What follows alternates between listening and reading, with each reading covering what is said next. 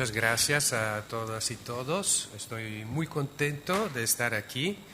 He seguido durante un tiempo las actividades del grupo de Visionary Women Art y es un placer de estar aquí con vosotros hoy.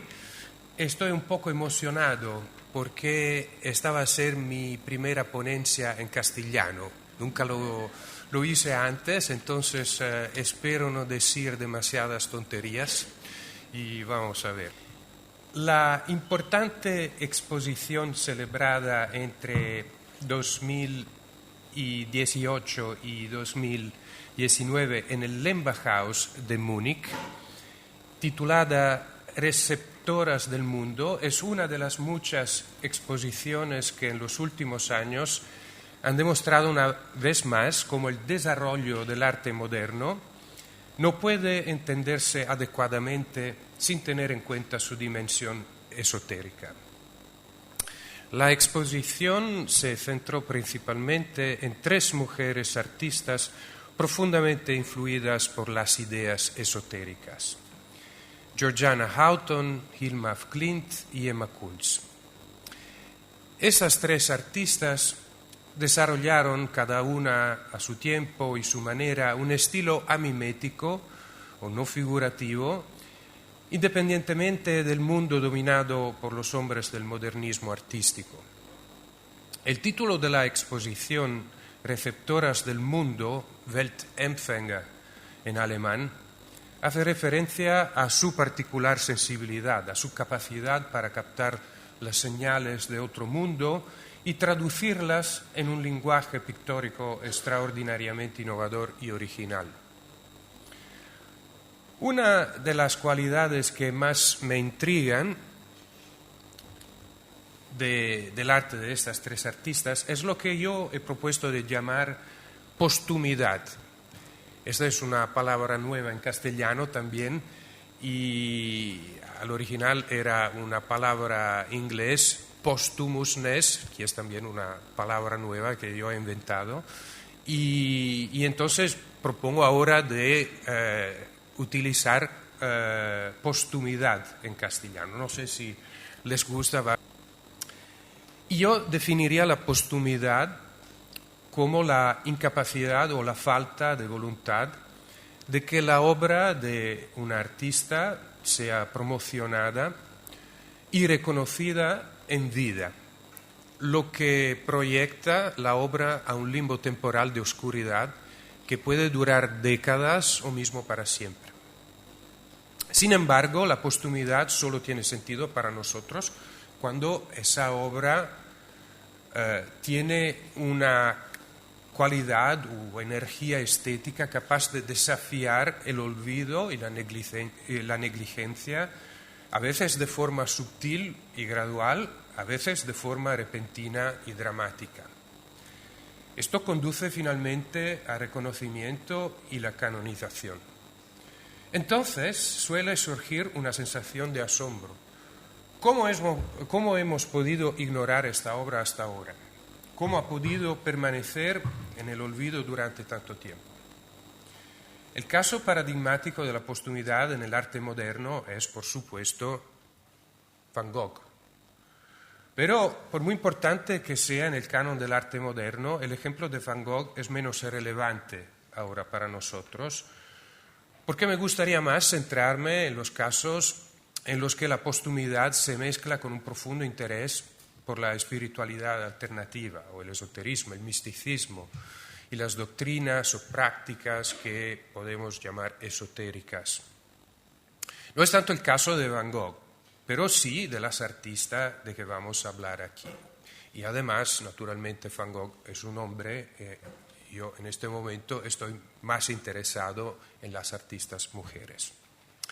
La relación entre la postumidad y la espiritualidad alternativa probablemente no es puramente accidental, sino que apunta a algunas pautas interesantes. Hay una larga lista de artistas influidas por el esoterismo, a los que puede aplicar claramente el concepto de postumidad. Para muchas de ellas, el reconocimiento póstumo es ya un hecho. en algunos casos mismo espectacular, como es obviamente el caso de Auton, Af Klint y Kunz, y de otras también, como obviamente Josepa Torrá, Madge Gill, Olga Fröbe-Kaptein. En este momento hay una exposición muy interesante en Locarno, en Suiza, que acabo de ver hace unos días. Eitel Kohun, y ahora en este momento preparan una exposición muy grande, muy larga de Eitel Kohun en Inglaterra.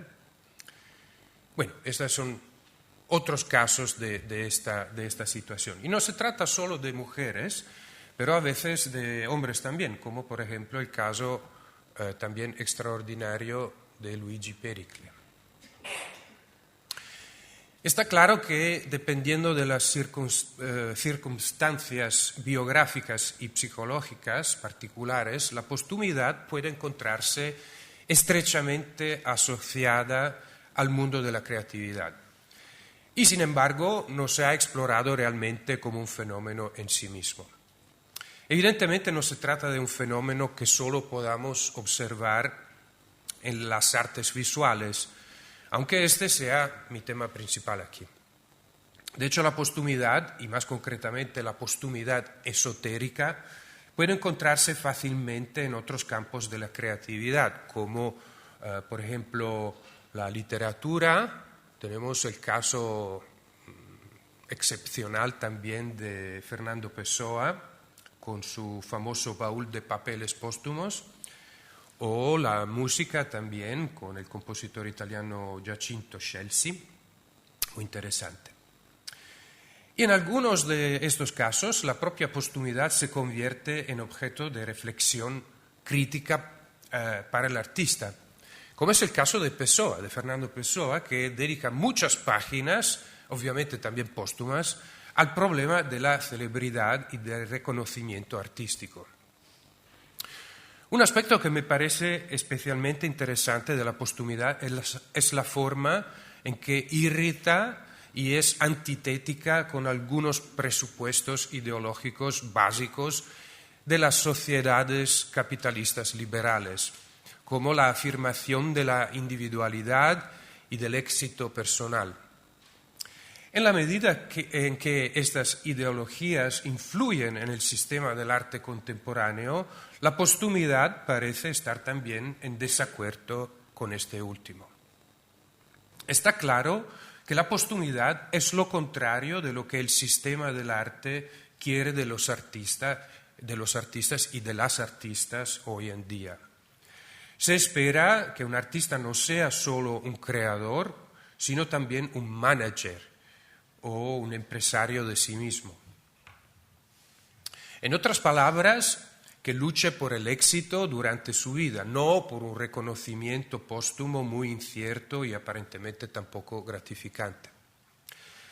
Aunque es innegable que este tipo de presión es un aspecto del establishment artístico, es interesante ver cómo los artistas, y más en particular las mujeres artistas, pueden reaccionar contra ella.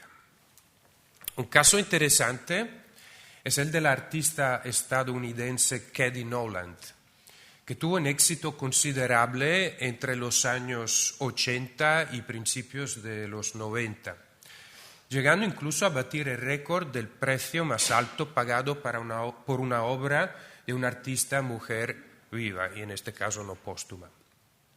Curiosamente, el papel de la celebridad en la sociedad estadounidense contemporánea ya era uno de los temas principales de su obra, y entonces un artista que reflexionaba también sobre este tema. Y a partir de 1995, él ya decidió dejar de hacer exposiciones personales de sus obras y prácticamente desapareció de la escena artística, cometiendo incluso el pecado máximo de renegar de algunas de sus obras anteriores. Esto hizo reaccionar airadamente a algunos de los coleccionistas que habían pagado millones por ellas, hasta el punto de llevarla a los tribunales.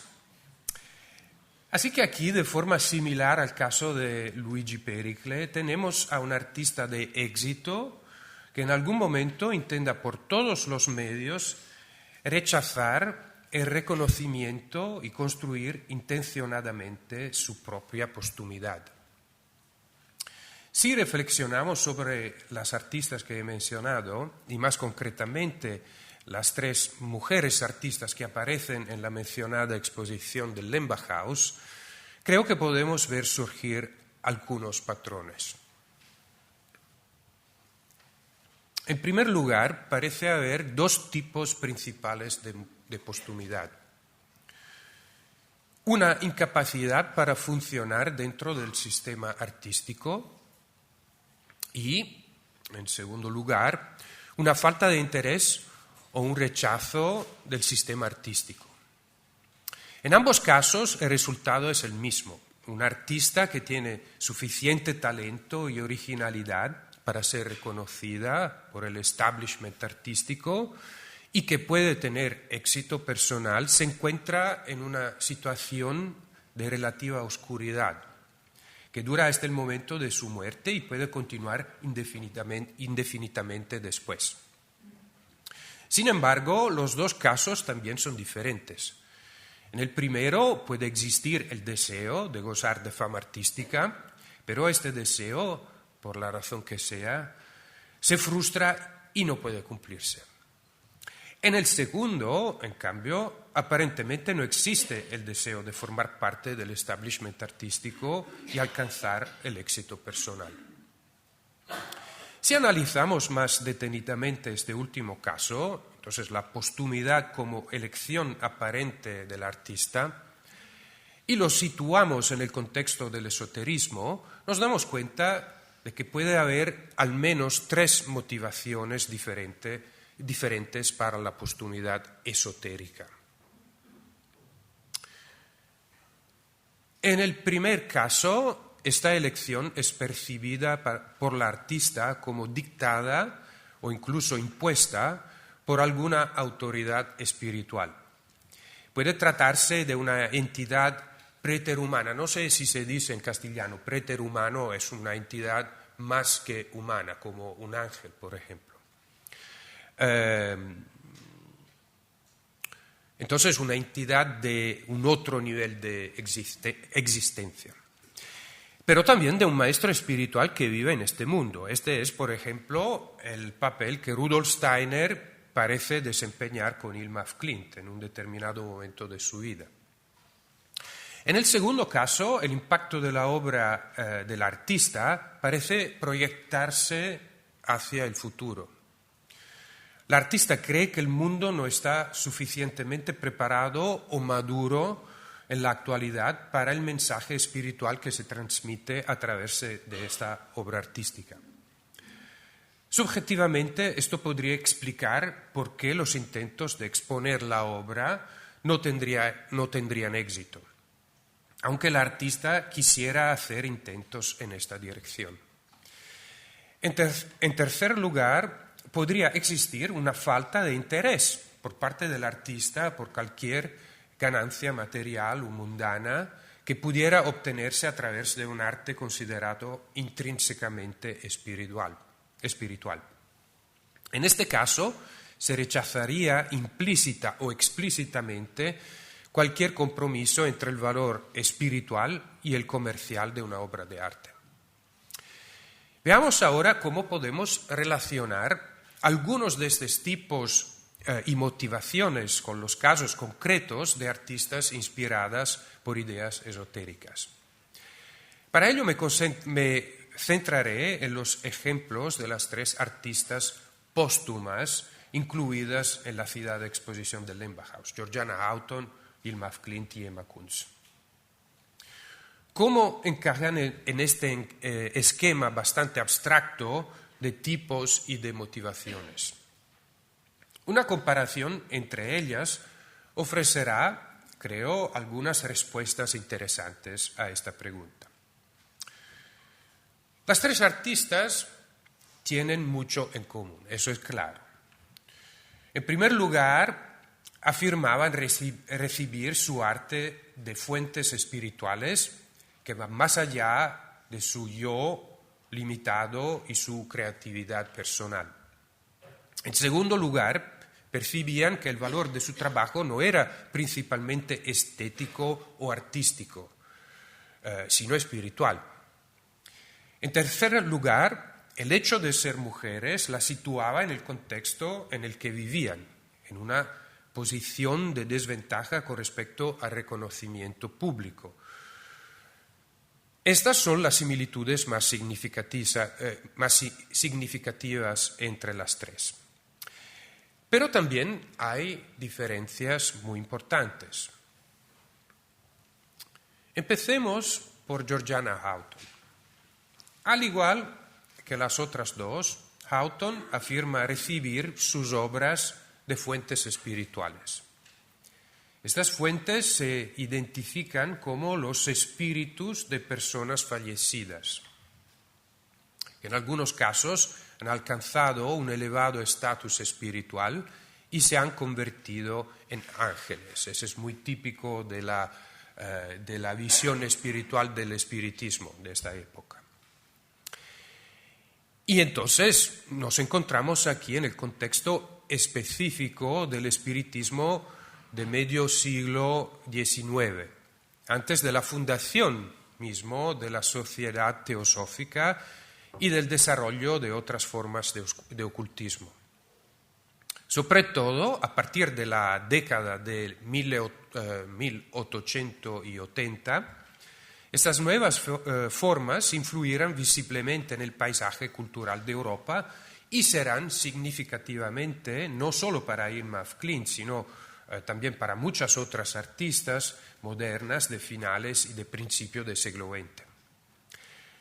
Lo que diferencia a Houghton de af Klint y Kunz es el hecho de que, aunque atribuye un profundo significado espiritual a sus dibujos, también intentó hacer visible su obra en un contexto artístico más convencional, organizando una exposición personal en una galería comercial de Londres en 1871. Houghton misma pagó los costes de la exposición, que esperaba cubrir en parte con la venta de las obras expuestas.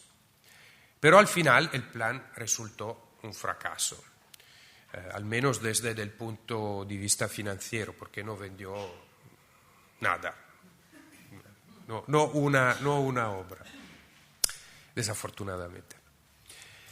Y aquí empezamos a ver algunas diferencias interesantes, porque el propio intento de Houghton de mostrar su obra espiritual en un contexto artístico secular, laico, la acerca al primer tipo de postumidad, es decir, la postumidad como incapacidad y no como elección. Af Klint y Kunz no parecen haber hecho nunca un intento similar, por lo que estarían más cerca del segundo tipo. Y entonces como elección, no como incapacidad, no como elección. Mientras que en el caso de af Klint y Kunz, la naturaleza espiritual de sus obras parece haber impedido el deseo de que fuera reconocida y apreciada en un contexto artístico no espiritual. En el caso de Houghton, esto no sucedió, aunque su intento finalmente no tuviera éxito.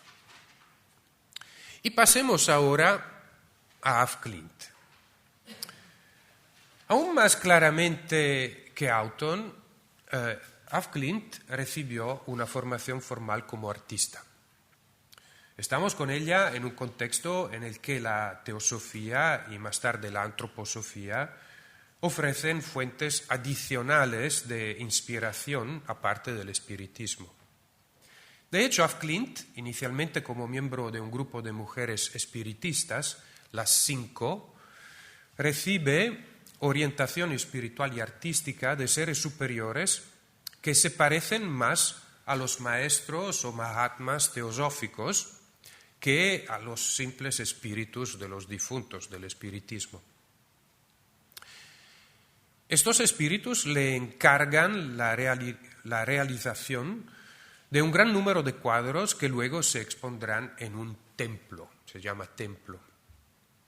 Por ello, los cuadros pertenecientes a este vasto ciclo, subdivididos en varias series, suelen denominarse cuadros para el templo. Esto forma parte de un gran plan cósmico porque las pinturas serán un instrumento crucial para la inminente revelación de las verdades espirituales a la humanidad. En sus comunicaciones a Af Klint hay incluso un sentido de urgencia. La tarea debe realizarse antes de un tiempo determinado.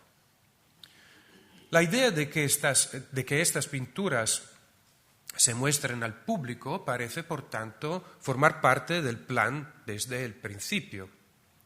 Sin embargo, esto no ocurrirá en un contexto laico, sino más bien en uno religioso, porque este sería el único apropiado para su principal, o quizá incluso único, propósito. Es importante tener en cuenta que los altos maestros prohíben a Af Klint mostrar las pinturas antes de que toda la obra esté terminada. Mostrar las pinturas al final del proceso forma parte del plan, porque así es como pueden cumplir su papel en el gran esquema espiritual de los maestros. Pero el momento en que esto ocurra realmente se proyecta hacia el futuro.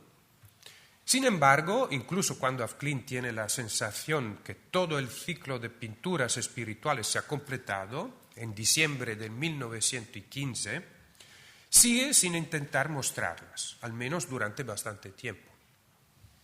¿Y por qué? A este respecto, la mayoría de los críticos considera crucial el encuentro con otro maestro esotérico, pero esta vez encarnado.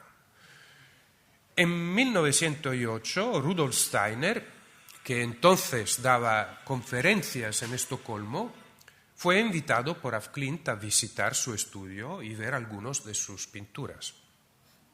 Parece que no le impresionaron demasiado y se mostró especialmente crítico con los métodos mediúmnicos que Af Klint había utilizado para realizarlas. Af Klint, que esperaba recibir el aliento y el aprecio de una de las figuras más carismáticas e influyentes que se movían entonces en la escena ocultista europea, muy probablemente se sintió descorazonada por ello y de hecho incluso dejó de pintar durante varios años. Aunque su interés por Steiner y más tarde por la antroposofía siguió siendo alto durante el resto de su vida, hemos de suponer que la falta de entusiasmo de Steiner la hizo sentirse algo insegura sobre su proyecto y, por tanto, también sobre la necesidad de mostrar sus obras espirituales a un público amplio. Es una hipótesis, naturalmente. Además, es bien sabido que cuando Af Klint murió en 1944, dejó un testamento en el que daba instrucciones a sus herederos para que no mostraran sus pinturas en público hasta 20 años después de su muerte. Esto puede entenderse fácilmente en relación con la segunda motivación de la postumidad esotérica, a saber, la idea de que el mundo aún no está preparado para el mensaje espiritual transmitido a través de las obras de arte. Esto, sin embargo, sería solo una imagen parcial de la historia. Hay indicios claros de que más de 10 años después de la finalización del gran ciclo de sus pinturas espirituales, Af Klint hizo intentos de exponerlas siempre en un contexto antroposófico. Uno de ellos tuvo lugar en Ámsterdam en 1927, donde estaba prevista una conferencia internacional de antroposofistas, pero no condujo a nada. Finalmente no tuvo lugar. Un segundo intento, como ha descubierto recientemente la historiadora del arte y biógrafa de Klimt, Julia Voss, tuvo más éxito. En esa ocasión, Af Klint pudo mostrar una pequeña selección de sus pinturas espirituales en una convención antroposófica que tuvo lugar en Londres en 1928, entonces un año después. Estos intentos y su resultado son sin duda significativos. Relativizan una cierta imagen de Af Klint como artista que llevaba una vida retirada y era inflexiblemente reservada sobre sus pinturas espirituales. Pero si comparamos estos intentos con la exposición de Houghton en 1871, observamos al menos una diferencia importante. No cabe duda de que Af Klint estaba bien relacionada con el mundo del arte, gracias a su estancia en la Academia de Bellas Artes como estudiante y a su continuo trabajo como artista figurativa convencional, tanto antes como después de su graduación. Sin embargo, no conocemos ningún intento por su parte de exponer sus pinturas espirituales en otro contexto que no fuera el antroposófico. Se podría decir que a falta de un templo donde exponer las pinturas, como habían prometido los altos maestros, los lugares de las convenciones antroposóficas ofrecerían el siguiente entorno más apropiado para la apropiación de su mensaje espiritual. Mucho más visiblemente que en el caso de Houghton, la calidad espiritual de las obras de Af Klint parece predeterminar el contexto de su realización. Podríamos invertir el argumento en el caso de Houghton. Estaba claramente bien relacionada con los ambientes espiritistas de Londres, porque estaba en el centro de una red de contactos con los espiritistas de su tiempo, y le habría resultado fácil exponer sus dibujos en un contexto espiritista. Sin embargo, optó por alquilar una galería comercial y exponerlos allí. Esto parece indicar que también confiaba más en el valor artístico de las obras, aparte de su calidad espiritual. Esto no significa necesariamente que las disociara. Hay buenas razones para creer que el mensaje espiritual de las obras era tan importante para Houghton como para Af Klint. Tal vez podamos suponer que la mayor apertura de Houghton hacia un espacio expositivo laico y no esotérico se basaba en la idea de que este tipo de espacio le permitiría llegar a un público más amplio, con el fin de aumentar las posibilidades de que las obras cumplieran su cometido espiritual. Este punto seguiría siendo relevante hoy en día, precisamente cuando las obras espirituales de estas artistas se exponen en el contexto predominantemente secular y laico de los museos y galerías de arte. Para un conservador, curador de arte contemporáneo, puede resultar tranquilizador saber que exponer obras de arte creadas principalmente con un propósito espiritual en un contexto totalmente laico no traicionaría necesariamente la intención original del artista. Pero es un problema muy ambiguo, me parece a mí, si hay traición o no en este caso, de exponer en un contexto laico obras que en el origen eran espirituales. Bueno, pero dejamos ahora la pregunta abierta. Pasemos ahora a Emma Kunz. Para Kunz, como para Houghton y Af Klint, existe la idea de que el significado de su arte no puede ser realmente comprendido por sus contemporáneos. De hecho, se dice de ella, es una citación, llegará un momento en que mis pinturas serán comprendidas. Y una otra, mis dibujos son para el siglo XXI. Al mismo tiempo, de las tres artistas aquí examinadas, Kunz es la menos vinculada al sistema artístico laico de su época, aunque vivió durante mucho tiempo con ama de llaves de la familia del artista y crítico de arte suizo Jakob Friedrich Welti. No solo nunca tuvo una formación artística formal, a diferencia de Houghton y Af Klint, sino que tampoco parecía interesarle la idea misma de exponer sus obras, y fuera en un contexto espiritual, ya fuera en un contexto espiritual o no. Otra diferencia importante es que Kunz no parece estar en contacto con espíritus, ni ser guiada directamente por ellos, a diferencia de Houghton y Af Klint. Más bien, utiliza un péndulo en la creación de sus obras, y lo vemos aquí, y todo el proceso presenta algunas similitudes con el que se utiliza habitualmente con el sistema de adivinación chino de Li Qing. Al principio se formularía una pregunta concreta de una persona que consultaría a Kunz como sanadora y vidente, y normalmente era una pregunta que estaba relacionada con la salud y otras cuestiones personales. Enseguida, el péndulo indicaría determinados puntos en una superficie de papel. Al conectarlos, estos puntos construían un diagrama visual que ofrecía, mediante una interpretación correcta, la respuesta a la pregunta original. Las obras de Kunz son, por tanto, en su mayoría, diagramas construidos con este propósito concreto, aunque su autor le dio un significado espiritual más amplio, que excedía las circunstancias originales de su creación.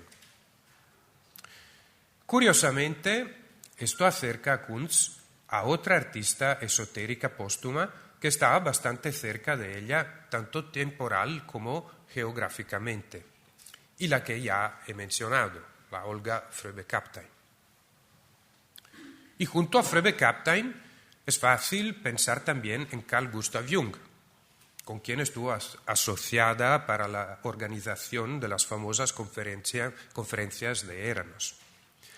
Jung es otro ejemplo extraordinario de postumidad esotérica artística. Si bien su importante papel en la historia de la psicología moderna dista mucho de ser póstumo, ya fue ampliamente reconocido en vida, hace unos años se reveló otro aspecto de su personalidad prácticamente desconocido hasta entonces. Se trata de su faceta artística que se hizo visible con el descubrimiento y la publicación de su libro rojo, dando lugar a nuevas interpretaciones del conjunto de su obra. Bueno, el libro rojo fue presentado también a la Bienal de Venecia hace unos años. Esta faceta de la personalidad de Jung parece acercarse a la de artistas como Houghton, Af Klint y Kunz. El hecho de que tanto el libro rojo de Jung como las pinturas de Af Klint se incluyeran en la Bienal de Venecia, comisariada por Massimiliano Gioni en 2013, es un indicio, me parece claro, de esta afinidad recién descubierta y de la inclusión de su enfoque en un nuevo canon de creatividad artística moderna. Volviendo a las tres artistas de lo que he hablado, hay otras diferencias interesantes entre Houghton, Af Klint por un lado y Kunz por otro. Con Houghton y Af Klint tenemos una gran visión espiritual que justifica la producción de las obras de arte, de las pinturas, pero que al mismo tiempo va mucho más allá de ellas. De hecho, tanto Houghton como Af Klint tienen la idea de que su obra artística es portadora de una nueva revelación religiosa. Puede entenderse que posee en este sentido cualidades mesiánicas o milenarias. Auton, desde una perspectiva espiritista cristiana, se refiere a una tercera dispensación, que puede entenderse como la nueva revelación del espiritismo, en la que se supone que sus dibujos desempeñan un papel destacado. Esto marcará el comienzo de una nueva era espiritual de armonía y paz, claramente inspirada en el modelo milenario de Joaquín de Fiore, el monje italiano medieval cuya obra fue el origen de una importante corriente subterránea en la historia religiosa de Europa y recibió una nueva atención entusiasta en los medios espirituales alternativos en el siglo XIX, exactamente en el mismo momento en que Auton creaba su obra artística. Del mismo modo, af Klint menciona en sus cuadernos su intención de escribir un quinto evangelio. El aspecto mesiánico de la obra de Auton y af Klint se hace aún más evidente por el hecho de que es percibida por ellas como un mensaje enviado por agencias personales invisibles, guías o maestros espirituales que desempeñan un papel crucial en un esquema de evolución cósmica. Este aspecto, tan destacado en Auton y af Klint, parece mucho menos visible en Kunz. El punto de partida de la obra visual de Kunz suele ser meramente contingente, en relación con una situación o problema concretos de salud o de algo así. Su obra visual puede volver a utilizarse posteriormente en otro contexto, donde adquiere un significado nuevo y más amplio. Pero Kunz no pretende recibirla de seres superiores como un mensaje de valor universal. Otra diferencia significativa es que tanto Auton como af Klint, a diferencia de Kunz, han dejado una cantidad considerable de material textual y interpretativo sobre sus propias obras visuales. Este material es diferente en los casos de Auton y af Klint, al menos en la forma en que ha llegado hasta nosotros. De hecho, Auton publicó gran parte de este material en sus libros, mientras que af Klint lo dejó inédito. Pero ofrece una visión interesante de cómo Auton y af Klint contemplaban sus respectivas obras desde sus perspectivas subjetivas. La voz de Kunz, en cambio, solo nos llega indirectamente, en primer lugar a través, evidentemente, su propia obra visual, pero también a través de las personas que la conocieron personalmente, informaron de cuáles eran sus opiniones y interpretaciones. Aparte de eso, no dejó ninguna interpretación extensa por escrito de su obra artística.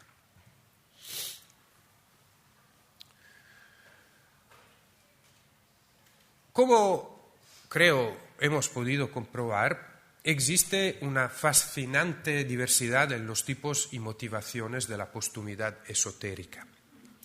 Mientras que para Auton la situación de postumidad parece rozar más el primer tipo, la incapacidad, deseo pero incapacidad, para af Klint y Kunz parece ir hacia el segundo, elección. No deseo, pero elección.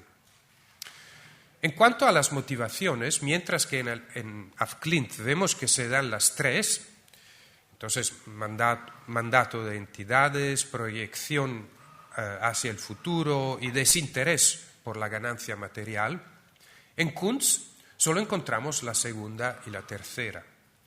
Auton, tras la decepción de su exposición de 1871, también llegó a la conclusión de que el mundo aún no estaba preparado para su mensaje, lo que la acercó a la segunda motivación. Esto demuestra lo compleja que puede ser la dinámica de la postumidad esotérica. Y para nosotros que vivimos no solo en un mundo postmoderno, sino también postmarxiano, postfreudiano y post-nietzscheano, parece haber algo de inauténtico en la posthumidad esotérica de estas artistas, que estaban dispuestas a aceptar una relativa oscuridad y falta de reconocimiento a pesar de un inmenso talento que hoy nos parece tan evidente. Pero la cuestión es que la proyección de su obra en el futuro de la posthumidad no es muy probablemente un aspecto contingente, sino uno de los factores que le permitió dar plena expresión a su creatividad. Precisamente porque tenían la sensación de que su arte pertenecía al futuro y no a su época, podían sentirse libres para experimentar y desafiar las normas del presente. Y estamos aquí muy cerca de lo que el filósofo marxiano Ernst Bloch definió como el principio de esperanza. Ese principio que permite a las personas hacer revoluciones que tienen efectos sociales y consecuencias políticas muy concretas en este mundo material, incluso cuando las hacen en aras de una visión espiritual o religiosa. Muchas gracias.